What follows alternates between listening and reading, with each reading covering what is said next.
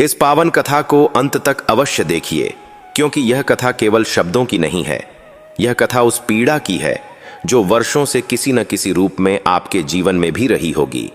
यह कथा उस गरीबी की है जो मेहनत के बाद भी घर छोड़ने का नाम नहीं लेती, उस तकलीफ की है जो बिना बुलाए हर दिन दस्तक देती है, और उस दिल के बोझ की है जिसे कोई समझ नहीं पाता। यह शिव भक्त की ऐसी कथा है जिसे सुनने मात्र से मन हल्का होने लगता है, आंखें नम हो जाती हैं और आत्मा को शांति मिलने लगती है। कहा जाता है कि जिस घर में यह कथा पूरे मन से सुनी जाती है, वहां आने वाले संकट रास्ते में ही कट जाते हैं, क्योंकि यह कोई साधारण कथा नहीं, यह स्वयं महादेव की करुणा है। अगर आपके पास 5 मिनट निकालने का समय आया है और यह कथा आपके सामने आई है, तो समझ लीजिए कि भोलेनाथ ने स्वयं आपको पुकारा है। यह कथा उस भक्त के लिए है जो टूटा हुआ है, हारा हुआ है, लेकिन अब भी नमः शिवाय कहना नहीं भूला। बहुत प्राचीन समय की बात है। पर्वतों और नदियों से घिरे एक छोटे से गांव में रुद्रपाल नाम का एक व्यक्ति रहता था। नाम सुनने में बड़ा लगता था, लेकिन जीवन इतना छोटा और संकुचित हो चुका था कि हर सुबह एक नई चिंता लेकर आती थी। उसके पास न तो जमीन थी, न धन, न कोई बड़ा सहारा। मिट्टी की दीवारों से बनी उसकी झोपड़ी बरसात में टपकती थी और धूप में जलती थी। पत्नी गौरी हमेशा बीमार रहती और उनका इकलौता पुत्र केतन अक्सर भूख से रो पड़ता। रुद्रपाल मेहनत से कभी पीछे नहीं हटा, लेकिन उसकी मेहनत जैसे किसी अदृश्य दीवार से टकराकर लौट आती थी। वह दिन भर खेतों में काम करता, पत्थर ढोता, लकड़ियां काटता, फिर भी शाम को हाथ खाली रहते। गांव वाले उसे दया की नजर से देखते, कुछ ताना देते, कुछ हंसते, लेकिन कोई उसकी पीड़ा को समझने वाला नहीं था। कई बार उसे लगता कि शायद भगवान भी उससे रूठ गए हैं, लेकिन फिर भी हर सोमवार की सुबह, चाहे शरीर में ताकत हो या न हो, वह उठता, स्नान करता और गांव के बाहर बने पुराने शिवालय की ओर चल पड़ता। वह मंदिर बहुत साधारण था, ले टूटी हुई सीढ़ियां, दीवारों पर दरारें और बीच में एक पुराना सा शिवलिंग। लेकिन रुद्रपाल के लिए वही मंदिर कैलाश पर्वत से कम नहीं था। वह कभी महंगे फूल नहीं चढ़ा सका, कभी चांदी का जलाभिषेक नहीं कर पाया, लेकिन उसकी हथेलियों में जो थोड़ा सा जल आता, वह उसे ऐसे चढ़ाता जैसे पूरी श्रद्धा उसमें घुल गई हो। वह बेलपत्र रखते समय बस यही कहता, हे महादेव, मेरे पास मांगने को कुछ नहीं, बस मुझे सहने की शक्ति देना। उसके शब्द कम होते, लेकिन आंखों से बहने वाले आंसू बहुत कुछ कह जाते। समय बीतता गया, लेकिन जीवन की कठिनाइयां और गहरी होती चली गईं। एक वर्ष ऐसा आया जब गांव में सूखा पड़ गया, काम लगभग बंद हो गया।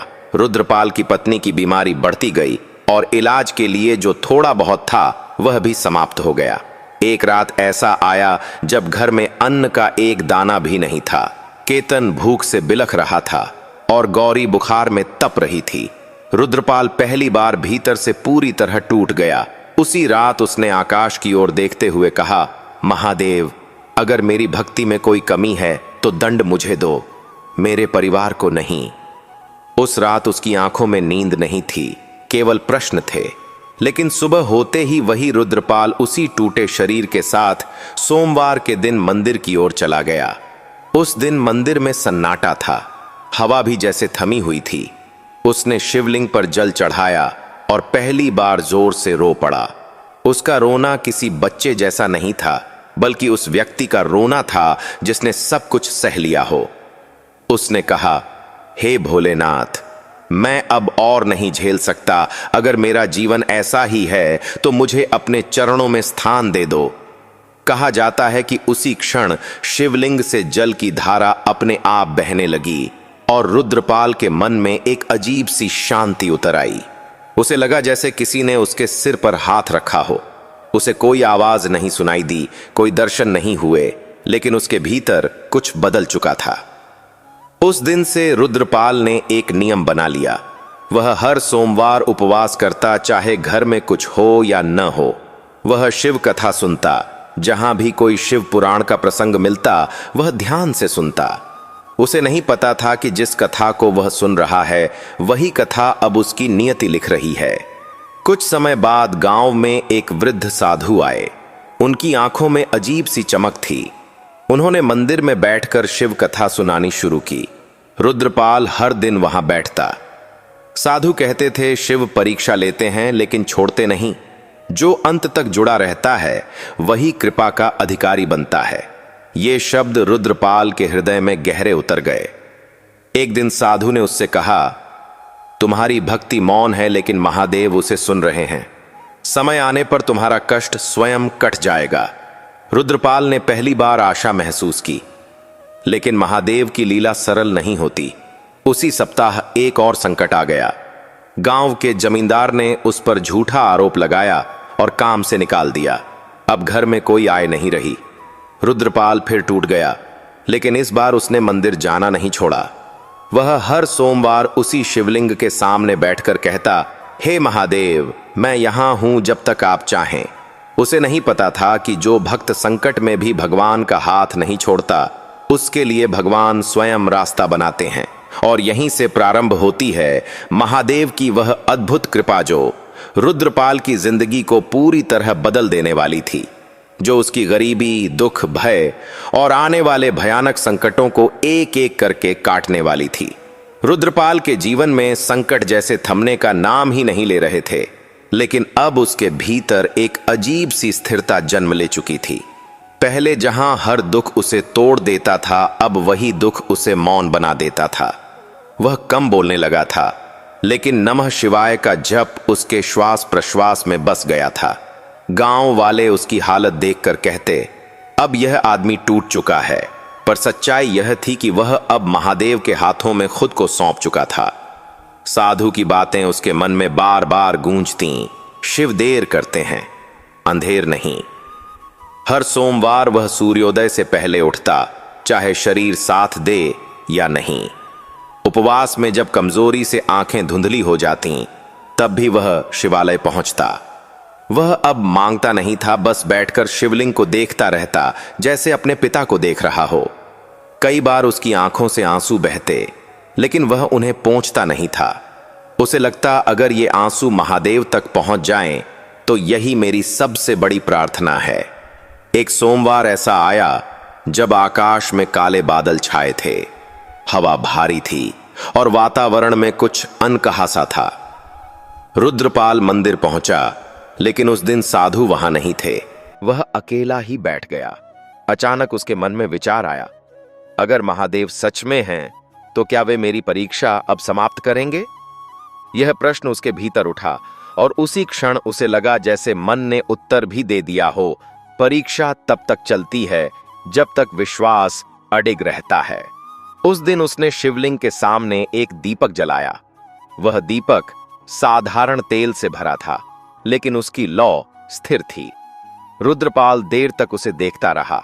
उसे लगा जैसे वह दीपक वही है, आंधियों से घिरा, फिर भी बुझा नहीं। तभी मंदिर के बाहर किसी के कदमों की आहट सुनाई दी। एक अजनबी व्यक्ति भीतर आया। उसके वस्त्र साधारण थे, लेकिन आंखों में गंभीरता थी। उसने रुद्रपाल को देखा और बिना कुछ कहे उसके पास बैठ गया। कुछ देर बाद उस व्यक्ति ने कहा, तुम्हें डर नहीं लगता कि इतने संकटों के बाद भी तुम यहां बैठे हो? रुद्रपाल ने शांत स्वर में उत्तर दिया, डर तो लगता है, लेकिन उससे बड़ा भरोसा है। उस अजनबी के चेहरे पर हल्की मुस्कान आई। उसने पूछा, किस पर? रुद्रपाल ने बिना हिचक कहा, महादेव पर। उस व्यक्ति ने कुछ नहीं कहा, बस आंखें बंद कर लीं। थोड़ी देर बाद वह उठा और जाते जाते बोला, जो शिव पर भरोसा करता है, उसकी परीक्षा स्वयं शिव लेते हैं और स्वयं ही पार भी कराते हैं। इतना कहकर वह चला गया। रुद्रपाल देर तक उसकी ओर देखता रहा। उसे नहीं पता था कि वह व्यक्ति कौन था, लेकिन उसके शब्द उसके हृदय में अंकित हो चुके थे। उसी सप्ताह एक और घटना घटी। गांव में एक व्यापारी आया, जिसने मजदूरों की आवश्यकता बताई। रुद्रपाल भी वहां पहुंचा। काम कठिन था, लेकिन उसे स्वीकार कर लिया गया। कई दिनों बाद उसके हाथ में कुछ पैसे आए। वह सीधे बाजार नहीं गया, बल्कि पहले मंदिर पहुंचा। उसने शिवलिंग के सामने सिर झुकाया और कहा, हे महादेव, यह मेरी मेहनत है, लेकिन इसे स्वीकार करने का साहस आपने दिया। उस दिन पहली बार उसके घर में थोड़ी सी खुशहाली लौटी, लेकिन महादेव की लीला यहीं समाप्त नहीं होती। जिस दिन रुद्रपाल ने राहत की सांस ली, उसी दिन उसकी पत्नी गौरी की तबीयत अचानक बहुत बिगड़ गई। गांव के वैद्य ने हाथ खड़े कर दिए। रात गहरी होती चली गई। रुद्रपाल गौरी के पास बैठा रहा। उसने उसकी हथेली पकड़कर बस इतना कहा, महादेव सब संभाल लेंगे। गौरी ने धीमी आवाज में पूछा, अगर मैं न रही तो? रुद्रपाल की आंखें भर आईं, लेकिन उसने कहा, तुम रहोगी, क्योंकि महादेव ने अब भी हमारी कथा पूरी नहीं लिखी। उस रात रुद्रपाल ने पहली बार पूरी रात जागकर महामृत्युंजय मंत्र का जप किया। उसके शब्द टूटे फूटे थे, उच्चारण शुद्ध नहीं था, लेकिन भाव सच्चा था। कहा जाता है कि शिव भाव देखते हैं, शब्द नहीं। जैसे जैसे रात बीतती गई, गौरी की सांसें स्थिर होने लगीं। भोर होते होते उसका बुखार उतर चुका था। वैद्य ने इसे संयोग कहा, लेकिन रुद्रपाल जानता था यह संयोग नहीं, करुणा थी। अगले सोमवार जब वह मंदिर पहुंचा, तो साधु फिर से वहां थे। साधु ने उसे देखते ही कहा, तुम्हारी परीक्षा का एक चरण पूरा हुआ। रुद्रपाल ने विनम्रता से पूछा, क्या अब कष्ट समाप्त हो जाएंगे? साधु ने मुस्कुराकर कहा, कष्ट समाप्त नहीं होते, लेकिन भक्त बदल जाता है। धीरे धीरे रुद्रपाल के जीवन में छोटे छोटे परिवर्तन आने लगे। काम स्थिर होने लगा, लोगों का व्यवहार बदलने लगा। जो लोग पहले ताने देते थे, अब सम्मान से बात करने लगे। लेकिन सबसे बड़ा परिवर्तन उसके भीतर था। अब वह डर से नहीं, श्रद्धा से जीने लगा था। एक दिन साधु ने जाते जाते उससे कहा, याद रखना, जो कथा तुम सुनते हो, वही कथा तुम बन जाते हो। रुद्रपाल को तब समझ आया कि उसकी जिंदगी अब केवल उसकी नहीं रही, वह स्वयं महादेव की कथा का पात्र बन चुका था। समय धीरे धीरे आगे बढ़ रहा था, लेकिन रुद्रपाल के जीवन में जो शांति उतर रही थी, वह साधारण नहीं थी। अब वह पहले जैसा भयभीत नहीं रहता था। उसकी आंखों में अभी भी संघर्ष था, पर उस संघर्ष के पीछे एक गहरा विश्वास खड़ा हो चुका था। उसे लगने लगा था कि भले ही जीवन में सब कुछ उसके वश में न हो, लेकिन जो कुछ भी हो रहा है, वह महादेव की अनुमति से ही हो रहा है। यही भाव उसे हर परिस्थिति में संभाल लेता। एक दिन साधु ने उसे बुलाया और कहा, अब समय आ रहा है जब तुम्हारी भक्ति की सच्चाई सबके सामने आएगी। रुद्रपाल ने विनम्रता से सिर झुका दिया। उसने कोई प्रश्न नहीं किया, क्योंकि वह जान गया था कि शिव से प्रश्न नहीं, समर्पण किया जाता है। साधु ने उसे कुछ भस्म दी और कहा, इसे अपने घर में रखना। यह भस्म नहीं, विश्वास का प्रतीक है। रुद्रपाल ने भस्म को दोनों हाथों से लिया और आंखों से लगा लिया। वह नहीं जानता था कि आने वाले दिन उसके जीवन की सबसे बड़ी परीक्षा लेकर आने वाले हैं। कुछ ही दिनों बाद गांव में अशांति फैलने लगी। बाहर के कुछ लोग आए, जिन्होंने गांव की जमीन पर अधिकार जताना शुरू कर दिया। छोटे किसानों और मजदूरों को डराया जाने लगा। रुद्रपाल जैसे लोग, जिनके पास पहले से कुछ भी नहीं था, अब जो थोड़ा बहुत सहारा था, उसके भी छिन जाने का भय सताने लगा। एक रात गांव में घोषणा कर दी गई कि जिनके पास कागज नहीं हैं, उन्हें गांव छोड़ना होगा। उस रात रुद्रपाल की झोपड़ी में सन्नाटा था। गौरी की आंखों में डर था। केतन उसकी गोद में चुप बैठा था। रुद्रपाल बाहर आंगन में बैठा आकाश की ओर देख रहा था। उसके मन में बहुत से विचार उठे, लेकिन कोई भी उसे विचलित नहीं कर पाया। उसने बस इतना कहा, महादेव, अब सब आपके हाथ में है। उसने घर के भीतर जाकर साधु द्वारा दी गई भस्म को शिवलिंग के छोटे से चित्र के पास रखा और दीपक जला दिया। अगली सुबह जब लोग डर और घबराहट में इकट्ठा हो रहे थे, रुद्रपाल शांत था। कुछ लोग उसके पास आए और बोले, तुम्हें डर नहीं लगता? सब कुछ चला जाएगा। रुद्रपाल ने बस इतना कहा, जो महादेव ने दिया है उसे कोई छीन नहीं सकता। लोग उसकी बात सुनकर चुप हो गए। उन्हें समझ नहीं आया कि यह विश्वास कहां से आ रहा है। उसी दिन दोपहर के समय एक अजीब घटना घटी। जिन लोगों ने जमीन पर अधिकार जताया था, उनके कागजों में बड़ी गलती निकल आई। सरकारी अधिकारी आए, जांच हुई और पूरा मामला उलट गया। जिन लोगों को डराया जा रहा था, उन्हें राहत मिली। गांव में चर्चा फैल गई। यह सब अचानक कैसे बदल गया? रुद्रपाल जानता था कि यह अचानक नहीं था। यह वही क्षण था जहां आने वाला संकट रास्ते में ही कट गया, जैसा साधु ने कहा था। उस शाम वह मंदिर पहुंचा। उसके चेहरे पर अहंकार नहीं था, केवल कृतज्ञता थी।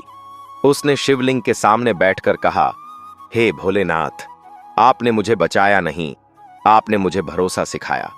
अब गांव के लोग उसे अलग दृष्टि से देखने लगे थे। जो पहले उसे कमजोर समझते थे, अब उसके पास बैठकर बातें करने लगे।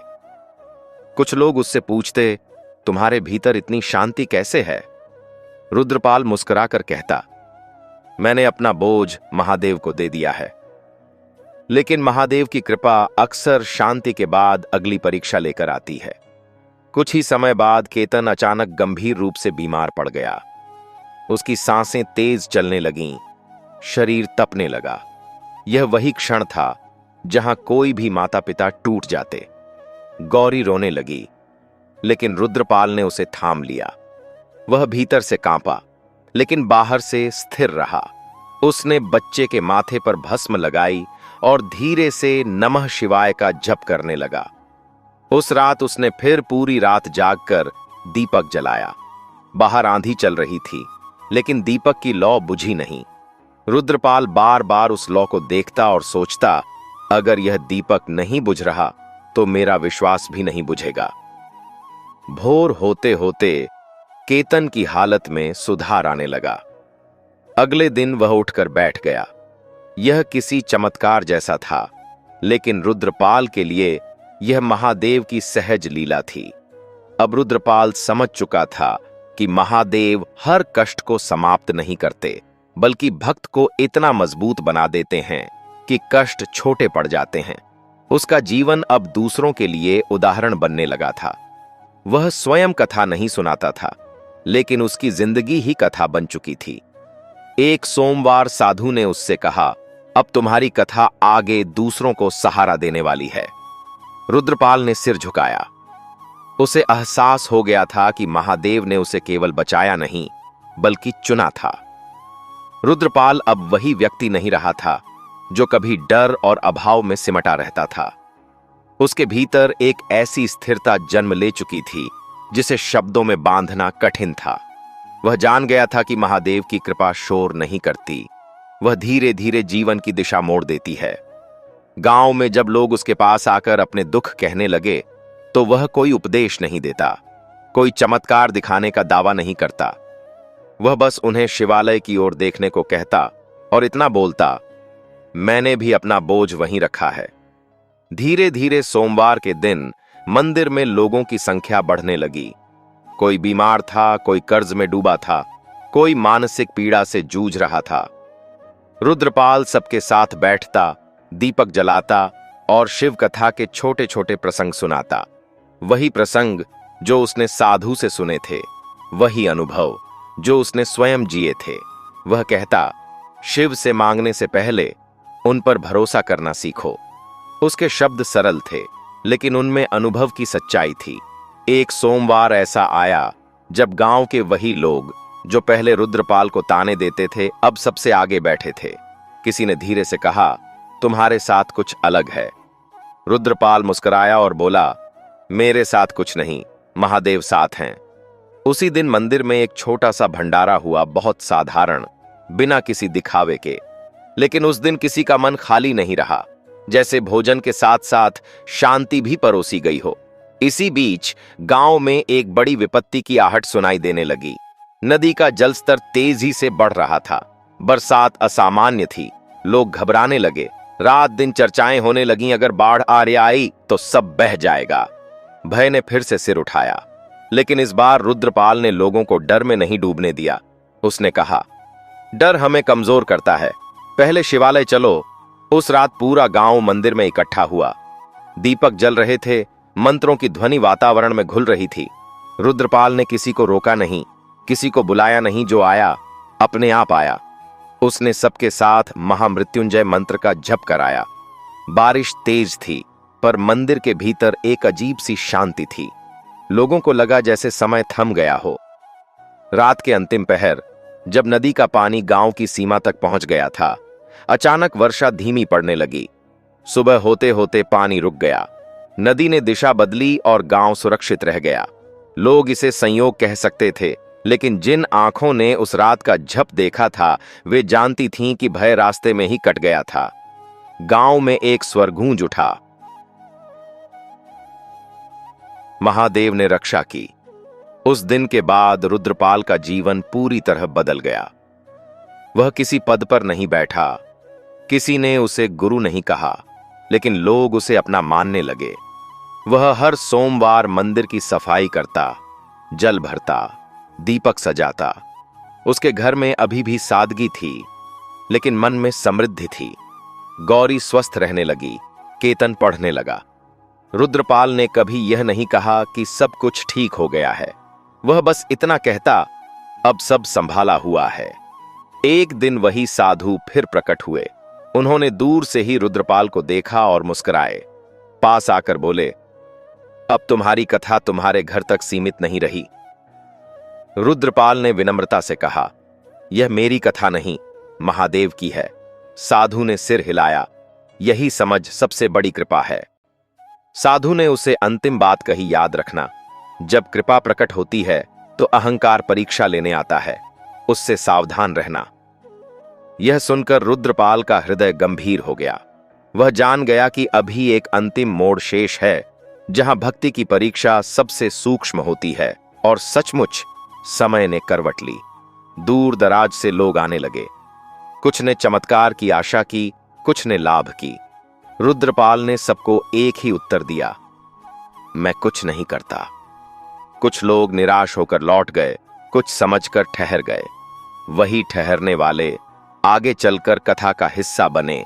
अब कथा उस बिंदु पर पहुंच चुकी थी जहां महादेव की कृपा का अंतिम रूप और भक्त का पूर्ण समर्पण एक साथ प्रकट होने वाले थे, जहां दिखावा टूटेगा और सत्य स्थिर खड़ा होगा। समय के साथ रुद्रपाल का जीवन लोगों की नजरों में आदर का केंद्र बन गया था, पर उसके मन में कहीं भी ऊंचाई का भाव नहीं आया। वह जानता था कि जिस क्षण मैंने सिर उठाया, उसी क्षण कृपा पीछे हट जाती है। साधु की चेतावनी उसके भीतर गूंजती रहती, अहंकार सबसे सूक्ष्म परीक्षा है।